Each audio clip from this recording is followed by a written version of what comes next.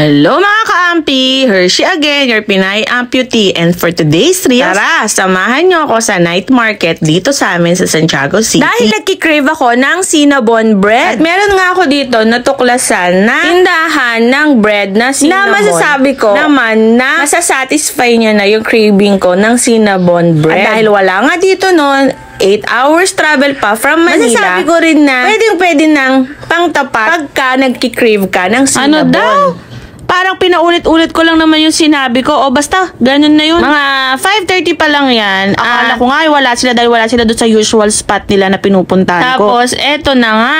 Nandito na rin ako sa wakas sa Breadaholic. At agaran na nga nag-order ang person. Bali, ang in-order ko nga dyan is 2 cinnamon and isang chocolanay. At agarang atake na agad ang pag-serve ni kuya or paggagawa ng order ko nga dyan. At tinanong ko nga siya kung pwede kong i-video at i-vlog sila. So, yan. Shout out sa Breadaholic. O, baka naman guys, hindi to sponsor. Prepare na nga si kuya dyan. Kaso medyo maliit yata yung nailagay niya. Kaya ako nang namili. Tapos agaran naman niya.